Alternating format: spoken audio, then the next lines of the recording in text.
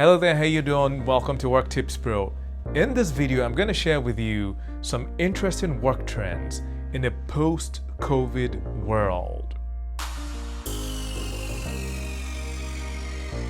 There are benefits to working remotely. If you're lucky enough to be one of those people that can actually work remotely, you don't have to commute to work, you see more of your family, you can live in less expensive areas. These are just some benefits, but there are some challenges as well. First of all, not everybody can actually work remotely, right? And that's a challenge. If you're able to work remotely, the camaraderie is missing because the face-to-face component is not there. In this video, I'm going to share with you 5 trends that I think are interesting in our new way of working. And the first is WFA instead of WFH. WFA stands for working from anywhere instead of WFH, which stands for working from home. Several leading companies have announced that they will now be remote first. Twitter has said that it will allow its staff work remotely, quote, forever. Shopify also said that it will allow 5,000 employees to work from home indefinitely. Facebook said half of its employees will be permanently remote by 2030. If these leading companies are becoming remote first, more than likely other companies will follow.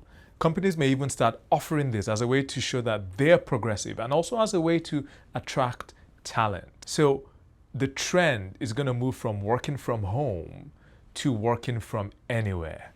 And this is a very important trend because the next trends that I'm going to share with you build on this. So the next trend is that countries that depend on tourism are now giving remote working visas so that people can actually work remotely from their countries. Dubai in the UAE has a virtual working program that allows you to stay in Dubai for a year. Barbados has its welcome stamp program that allows you to quote unquote work from paradise. Estonia launched its Digital Nomad visa that allows you to work from Estonia for up to 1 year. And there are other countries that have similar programs as well. What happens if you're in your dream vacation spot and you want to take a vacation? Do you now crave the busy traffic back in the city? The pollution back in the city?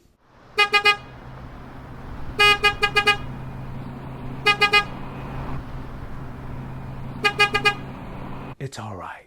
I'll stay right here. Don't forget to give this video a thumbs up if you like it. Don't forget to subscribe to the channel if you haven't done so already. And feel free to share this video so that other people can benefit. The next trend, and this one I find interesting, is increased surveillance. According to this Gartner study, 16% of employers are using technologies more frequently to monitor their employees through methods such as virtual clocking in and out, tracking work computer usage, and monitoring employee emails. So this is something to be aware of, that your employer might have increased surveillance on your work devices, your phones, your laptops. This is just something to be aware of.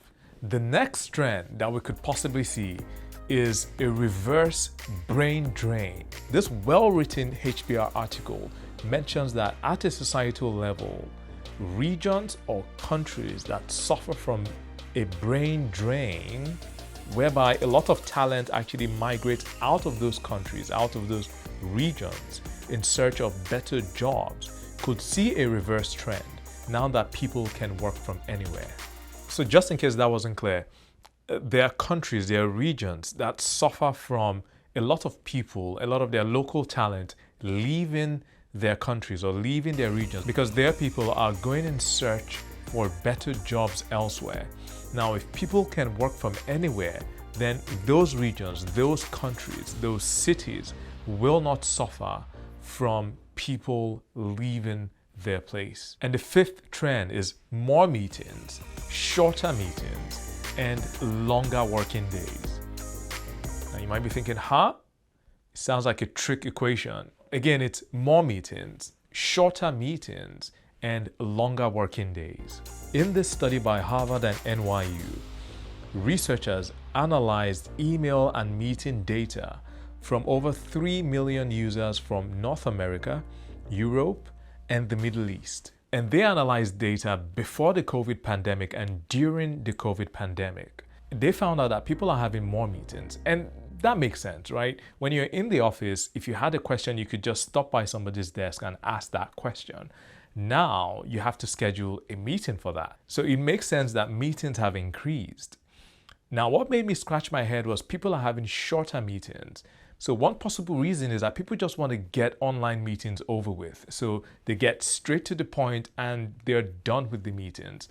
This is just one possible explanation. So that's for shorter meetings. And the study also showed that we are working longer.